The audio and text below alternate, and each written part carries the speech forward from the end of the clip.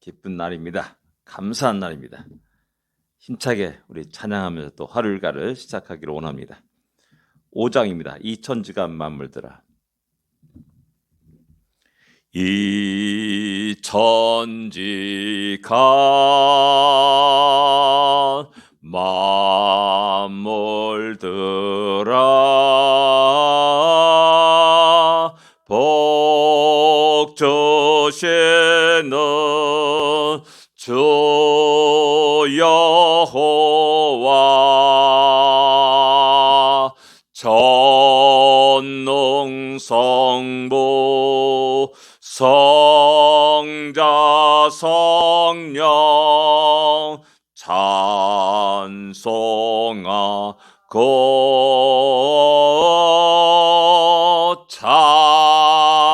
찬송하세. 아멘.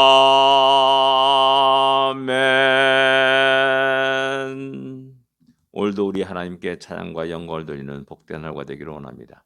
432장입니다. 큰 물결이 설레는 어둠 바다. 432장입니다. 큰 물결이 설레는 어두운 바다 저 등대의 불빛도 희미한데 이 풍랑에 배저 항해하는 이 작은 배 사공은 주님이라. 나 두려움 없네 두려움 없도다. 저 예수님 넓게 여계시도다.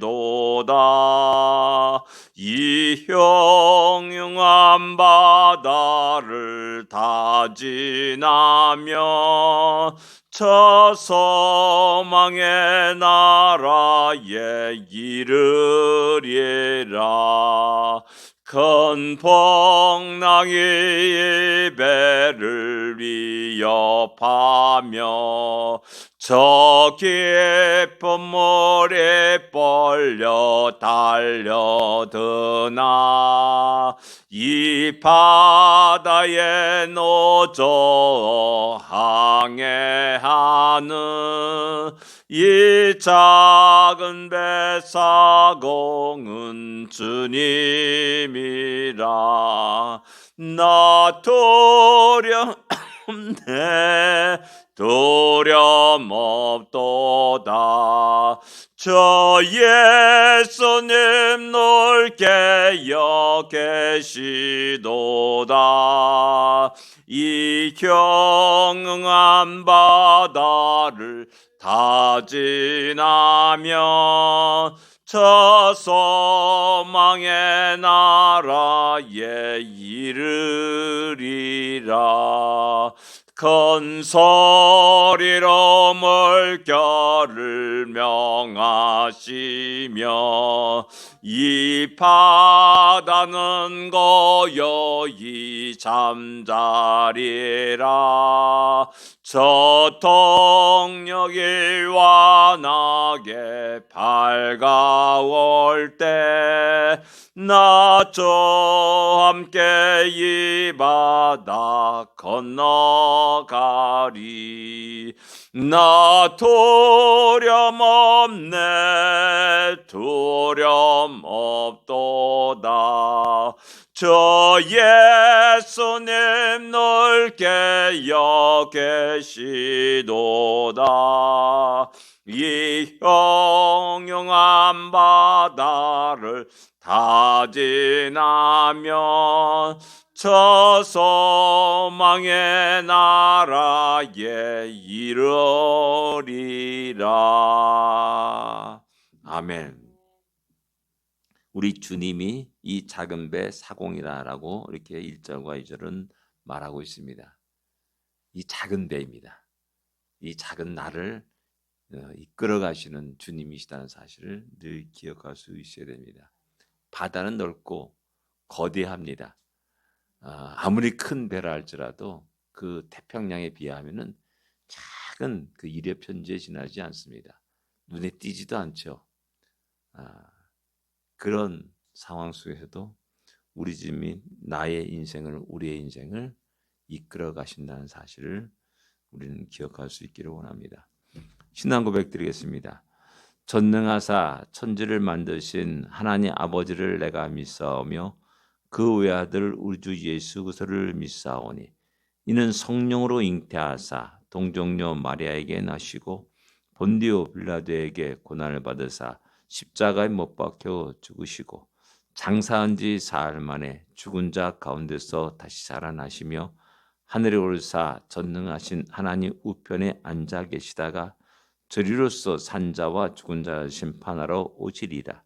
성령을 믿사오며 거룩한 공예와 성도가 서로 교통하는 것과 죄를 사하여 주시는 것과 몸이 다시 사는 것과 영원히 사는 것을 믿사옵나이다. 아멘.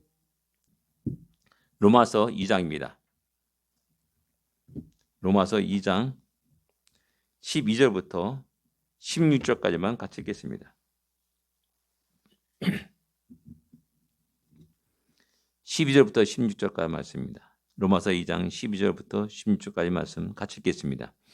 무릇 율법 없이 범죄한 자는 또한 율법 없이 망하고 무릇 율법이 있고 범죄한 자는 율법으로 말미암아 심판을 받으리라. 하나님 앞에서는 율법을 듣는 자가 의인이 아니요 오직 율법을 행하는 자라야 의롭다 하심을 얻으리니 율법 없는 이방인이 본성으로 율법의 일을 행할 때에는 이 사람은 율법이 없어도 자기가 자기에게 율법이 되나니 이런 이들은 그 양심이 증거가 되어 그 생각들이 서로 혹은 고발하며 혹은 변명하며 그 마음에 새긴 율법의 행위를 나타내느니라. 곧 나의 복음에 이른 바와 같이 하나님이 예수 그리스도로 말미암아 사람들의 은밀한 것을 심판하시는 그날이라. 아멘. 복음이 되게 하는 것, 복음을 통해서 기뻐하고 감사하며 하나님께 영광을 돌리는 것은 결국 하나님이 어떤 분이신지를 바로 아는 게 중요합니다. 또한 내 자신이 어떠한 모습인지 바로 보는 것이 굉장히 중요하다는 사실입니다. 그래서 사도 바울은 우리 인류의 역사 속에 나타난 수많은 하나님을 거역하고 대적하고 배반하는 그 역사를 이야기합니다. 가장 중요한 것은 헛된 피조물을 만들고 또 우상을 만들고 그것을 경배하는 그런 모습. 하나님 알만한 것이 있음에도 불구하고 하나님을 대적하는 모습들. 그 다음에 또 당을 지어서 살아가는 그리고 하나님 진리를 배격하는 그런 모습들을 쭉 나열합니다. 그러면서 이제 2장 9절부터 보면 유대인과 헬라인을 나눕니다. 유대인들 하나님의 선택한 백성입니다. 헬라인 이방을 대표하는 그런 사람들이 할 수가 있습니다. 이 두 양자는 아주 정반대의 모습을 성격을 갖고 있습니다. 우리 서구 문명을 갖다가 얘기할 때 헤브라이즘과 헬레니즘이 서로 교차되어서 이 서구 문명을 이끌어갔다라고 이야기합니다. 그게 뭐냐면은 헤브라이즘, 그것은 신 중심의 사고를 가지고 그 모든 체계가 이루어지는 겁니다. 대표적인 게 중세 시대라고 할 수 있죠. 모든 것이 교회가 모든 것들을 장악하고 모든 시스템들을 갖다 전부 다 이끌어가는 그런 모습을 보여주었음을 우리 역사는 우리에게 이야기해주고 있습니다. 그 다음에 이제 헬레니즘입니다. 그것은 인간 중심의 사상 속에 나타난 겁니다. 그 대표적인 게 르네상스입니다. 우리 르네상스를 굉장히 뛰어난 어떤 뭐 문화혁명 뭐 이렇게 이야기하고 그러는데 그 가장 중심 핵심은 뭐냐면 신 중심에서 인간 중심으로 그 모든 것들을 변화시키는 그 운동이었다라는 사실입니다. 그것이 나중에 이제 계몽주의 운동으로 확산됩니다. 또 이어져 나가게 됩니다. 그 인간의 이성 그것을 갖다 중요시 하게 되죠. 그러다 보니까 성경을 이제 파기하고 신앙을 파기하고 하는 교회를 파기하는 그런 일들이 이제 이루어지게 되는 겁니다. 그러면서 점차 그 당시 많은 사람들이 신앙인들을 조롱하였고 교회를 조롱하였다라는 사실입니다. 그러면서 이제 그런 모든 사람들이 결국 다 하나님의 죄 아래, 진노와 심판 아래 있다는 사실을 분명히 이야기합니다. 그러면서 이어서 말씀해 오늘 본문은 율법 없는 자와 율법 있는 자에 대한 얘기를 합니다. 우리 성경이 얘기합니다. 전에도 말씀드렸듯이 이순신 장군이 구원을 받았느냐? 조선시대 사람들 더 올라가서 삼국시대 고려시대 사람들은 예수란 예자를 들어본 적이 없는데 어떻게 그들의 죽음에 대해서 다 지옥 갔다고 말할 수 있느냐라고 우리가 이야기를 합니다. 근데 우리는 사실상 생각해 보십시오. 성경 말합니다. 인류의 모든 조상 쭉쭉 거슬러 올라가면 누굽니까? 노아와 그 세 아들입니다. 그렇죠? 그 모든 인류가 그 세 아들을 통해서 퍼져나가게 됐다는 사실을 성경은 우리에게 이야기해주고 있는 겁니다. 근데 사람들이 생각이 좀 이상하면서 점차 그 노아의 시대의 홍수의 그 사건을 점점 잊어버립니다. 그리고 점차 하나의 전설 따라 삼천리 같은 이야기, 신화 같은 이야기로만 이제 자녀들에게 흔적만 남겨지게 됩니다. 그리고 하나님을 경외하는 그런 모든 것들이 점점 희박해지게 되죠. 이게 이제 우리 인류의 모습이라는 겁니다. 그래서 점차 하나님을 잃어버리고 살아가는 사람들이 일어나게 되는 것이죠. 그들은 전부 다 점차 하나님을 떠나게 되고 결국 하나님을 배격하는 또 부인하는 그런 일들이 일어나게 되죠. 결국 그들은 모두가 다 지옥 자식이 되는 겁니다.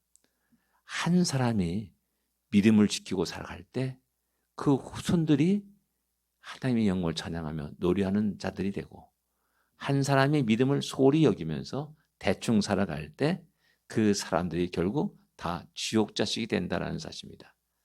대표적인 게 누굽니까? 야곱과 에서 아닙니까? 에서는 팥죽 한 그릇에 자기 장자권을 팔아버리는 망령된 행실을 했다라고 이야기합니다. 성경은 늘 얘기합니다. 에돔 족속을 이방인으로 취급하지 않습니다.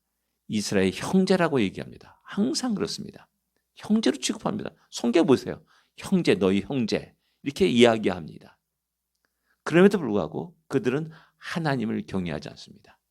결국 모두가 다 지옥 자식이 되어버리는 겁니다. 그러나 야곱의 후손들은 어떻습니까? 하나님을 찬양하며 예배드리며 그렇게 살아갈 때 그들에게 천대까지 은혜를 부시사 지금까지 세계 모든 곳에서 큰 역할을 하는 민족으로 세웠음을 우리는 잘 알고 있습니다. 바로 그런 겁니다.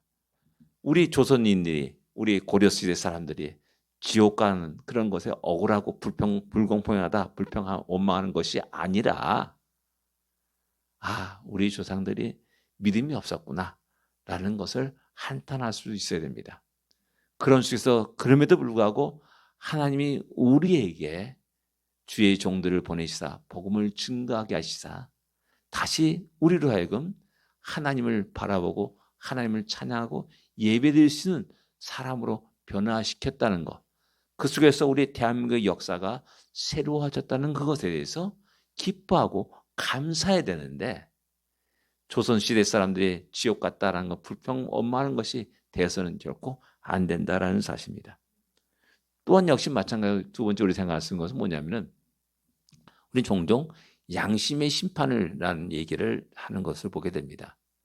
믿지 않은 사람들, 예수라는 예자를 들어보지 않은 사람은 지금 여전히 밀림 속에서 야만인 생활하면서 예수를 듣지 않은 복음을 한 번도 들어본 적이 없는 사람들은 양심이 심판을 받아서 천국과 지옥으로 간다. 뭐 이런 식의 이야기하는 사람들이 종종 있음을 볼 수가 있습니다. 그런데 오늘 본문은 그것이 아니라는 사실을 분명히 이야기합니다. 율법 없이 범죄한 자, 이방인들입니다. 예수란 예자를 들어본 적이 없는 사람, 복음을 들어본 적이 없는 사람, 율법의 십계명도 알지 못하는 사람들이 알 수가 있습니다. 그런 사람은 역시 마찬가지로 율법 없이 망한다라고 말하고 있습니다. 그리고 율법이 있는 그리고 범죄한 자들은 또 심판을 받으리라라고 말씀하고 있습니다. 사도 바울은 여기서 말하냐? 율법이 있건 없건 모든 자들이 하나님을 믿지 않는다면, 예수를 믿지 않는다면 결국 다 망할 수밖에 없고 심판을 받을 수밖에 없다는 사실을 이야기합니다. 그래서 그 이후에 또한 하나님 앞에서 율법을 듣는 자가 의인이 아니요 지키는 자가 의롭다 하심을 얻으리니라고 말씀합니다. 근데 성경 우리에게 말합니다. 율법을 완벽하게 지킬 수 있는 사람은 하나도 없다라고 이야기하는 겁니다. 그래서 역시 마찬가지로 모든 자들이 죄인일 수밖에 없다. 유대인조차도 철저히 그들이 율법을 지키려고 애를 쓰고 나가는 자일지라도 망할 수밖에 없고 심판을 받을 수밖에 없다는 사실을 이야기합니다. 우리 주님 앞에 어떤 청년 관원이 나옵니다. 내가 어떻게 영생을 얻으리까라고 말합니다. 그때 계명은 무엇을 말하느냐라고 말합니다. 부모를 공경하라 쭉 자기가 쭉 얘기합니다. 그것을 지켜라라고 얘기합니다. 아, 주님, 내가 다 지켰습니다. 라고 과감하게 이야기합니다. 그렇죠? 교만했던 것 같아요. 어쩌면 그들이 생각 속에서는 또 사도 바울도 그런 생각 속에 살아가는 사람입니다. 난 철저히 그 율법을 지키려고 애를 쓰는 사람들, 애를 쓰는 사람, 또 지킨 사람 이렇게 이야기하고 말을 했습니다. 그 당시 그 시대 수많은 유대인들이 또한 바리새인들이 그렇게 생각하며 살았습니다. 그런데 주님은 말씀합니다. 야, 내 모든 걸 다 팔아서 내 이웃에게 나눠줘라. 그리고 나를 따르라 라고 말합니다. 근데 그 재물 때문에 탁 넘어져가지고 근심하여 돌아가는 모습을 복음서는 우리에게 소개하고 있습니다.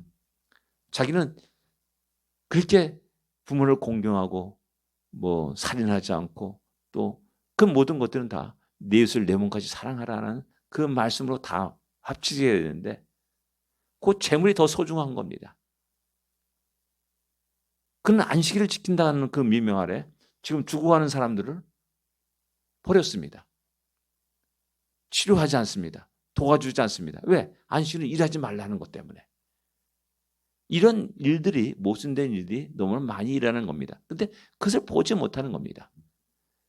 그래서 말합니다. 16절에 하나님이 예수 그리스도로 말미암아 사람들의 은밀한 것을 심판하신 그날이라 라고 말씀합니다. 우리 하나님은 우리의 겉으로 나타난 행위를 보시는 것이 아니라 우리 마음에 깊숙한 것들도 다 헤아려 버리시면서 다 폭로하고 드러내시는 하나님이십니다. 그러니까 그 앞에서 어느 누구도 설 수 없는 겁니다. 어느 누구도 나는 의로운 자다라고 담대히 말할 수가 없는 겁니다. 주님, 나는 죄인입니다 라고 말할 수밖에 없고, 그러나 그럼에도 불구하고 복음으로 말미암아 예수 그리스도의 보혈의 피로 말미암아 우리를 죄를 사해 주셨음을 기뻐하며 감사하며 그 공로로 은혜의 보좌 앞에 담대히 나갑니다라고 말할 수가 있는 겁니다. 내가 죄인지 아니라는 게 아닙니다. 의롭다는 게 아닙니다. 죄임에도 불구하고 보혈의 공로를 의지해서 주님 앞에 나간다라는 그런 우리가 되어야 되는 겁니다. 그리고 율법 없는 자는 어떻게 되느냐? 자기 양심이 율법이라는 겁니다. 자기 양심이. 예수 안 믿는 사람도 이거 아니면 이렇게 하면 내가 잘못된 거지 라고 알고 있어요. 그래서 그 생애 속에서 한 번도 그 양심에 꺼리낌이 없는 그런 사람은 하나도 없다라는 겁니다. 죄를 짓고 안 짓고 살아간 사람이 어디 있겠습니까? 다 나름대로 그 양심이 율법이 역할을 한다는 겁니다. 그래서 모든 사람들이 전부 다 하나님 무서운 진노와 심판 아래 있고 망할 수밖에 없다는 사실을 다시 이야기하고 있는 겁니다. 새로운 관점에서 얘기하는 겁니다. 이런 말씀에 의해서 온 인류는 모든 사람은 하나님 앞에 바르게 설 수 없다는 사실을 사도 바울은 우리에게 이야기합니다. 그러나 그럼에도 불구하고 주님이 우리를 사랑하시사 우리 곁에 다가오시고 우리를 위해서 당신의 피를 흘리셨다라는 사실을 기억하면서 우리가 얼마나 행복한 자인지 우리가 얼마나 복된 자인지 그것을 깨닫고 늘 감사와 찬양과 영광을 우리 하나님께 드릴 수 있는 우리가 되어야 됩니다. 기도하겠습니다. 하나님 아버지 은혜를 감사합니다. 죽을 수밖에 없는 죄인입니다. 하나님 무서운 진노와 심판 아래 있는 죄인이었습니다. 그러나 그럼에도 불구하고 지극히 우리를 사랑하시사 우리를 위해서 이 땅에 독생자 예수 그리스도를 보내시고 또한 고난받게 하시고 십자가에 달려 보혈의 피를 흘리게 하심을 감사합니다. 그 놀란 은혜 가운데 우리가 늘 언제나 거하며 살게 하여 주십시고 늘 그 은혜를 결코 잊지 않게 하여 주십시며 그 은혜에 감사와 찬양과 영광을 우리 하나님께 돌려드리는 우리가 되게 하여 주십시오. 하나님 감사합니다. 다시 한번 우리가 오늘 힘차게 감사와 찬양과 영광을 드리며 우리 힘찬 믿음의 발걸음을 내딛사오니 이 하루를 복되게 하여 주옵소서. 우리의 발걸음을 지켜 인도하여 주옵소서. 예수님으로 간절히 기도드립니다. 아멘. 하늘에 계신 우리 아버지여, 이름이 거룩히 여김을 받으시오며 나라의 마음이시며 뜻이 하늘에서 이루어진 것 같이 땅에서도 이루어지리이다. 오늘날 우리에게 일용할 양식을 주옵시고 우리가 우리에게 죄진 자를 사하여 준 것 같이 우리 죄를 사하여 주옵시고 우리를 시험에 들지 말게 하옵시며 다만 악에서 구하옵소서. 되게 나라와 권세와 영광이 아버지께 영원히 있사옵나이다. 아멘. 승리하십시오. 복된 하루가 되십시오.